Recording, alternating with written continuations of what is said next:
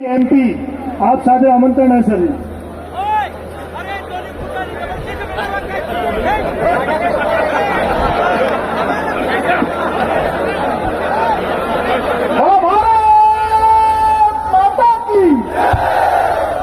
इतनी तेज आवाज आनी चाहिए कि टॉप कारागार तक इन युवाओं की जो टोली यहां एकत्रित हुई है उसकी आवाज वहां पहुंचनी चाहिए. बोलो भारत माता की.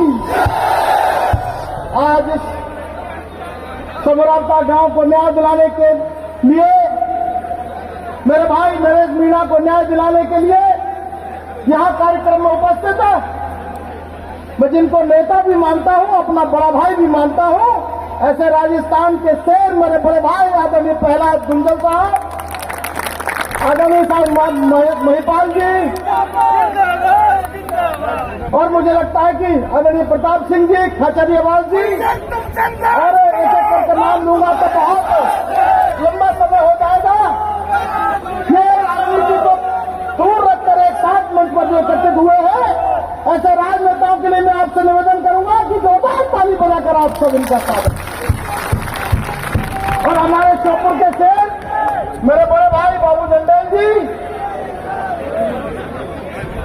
मैं जब कार्यक्रम में उपस्थित हुआ तो मैंने झंडे देखे. एक तरफ भगत सिंह जी का फोटो है, एक तरफ मेरे भाई, और आज सारे युवाओं को देखकर सुबह 8 बजे हम जब बाजे से चले और यहाँ 2 बजे पहुंचे तो शरीर में थकान थी, लेकिन आप सब युवाओं को देखकर शरीर की सारी थकान निकल गई. ऐसे युवाओं को भी मैं किशन पटेल साहब एमएलए पहुंच चुके हैं. आदरणीय महिपाल जी ने कहा, जब मैं कार्यक्रम में आया तो महिपाल जी का भाषण था. महिपाल जी ने कहा कि मैं अपने भाई की मदद करने आया हूं, अपने भाई के लिए मैदान में आया हूं.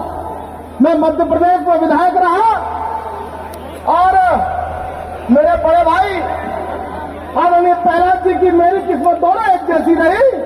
वो 40,000 वोटों से चुनाव लूज कर गए और मैं 50,000 वोट से चुनाव लूज कर गया. मैं आपके सीमावर्ती इलाके मुरैना श्योपुर से लोकसभा का चुनाव लड़ा. मैंने 2 व्यक्तियों से आग्रह किया बड़े भाई के नाते, आदरणीय प्रहलाद गुंजल साहब से और नरेश मीणा से.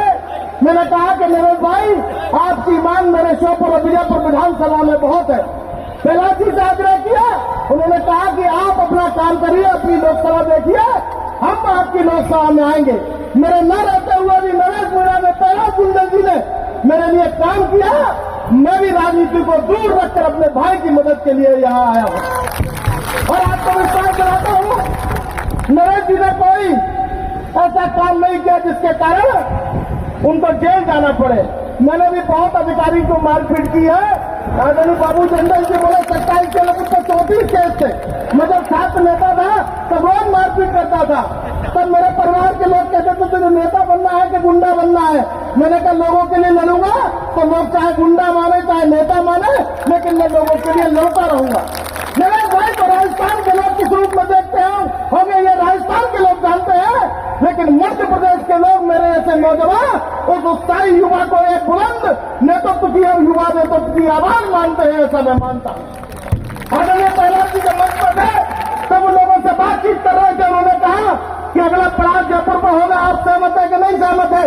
ये मत सहमत हो या नहीं हो, लेकिन मैं आपको विश्वास दिलाता हूं, मैं और बाबू जंडेल जी आपकी बात से सहमत है.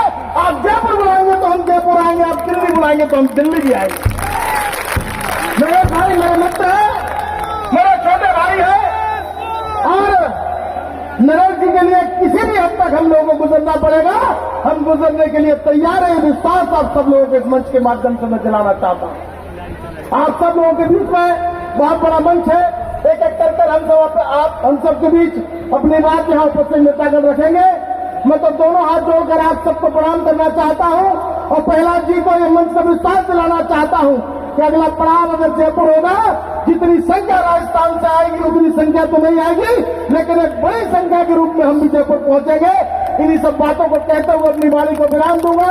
जय हिंद, जय भारत.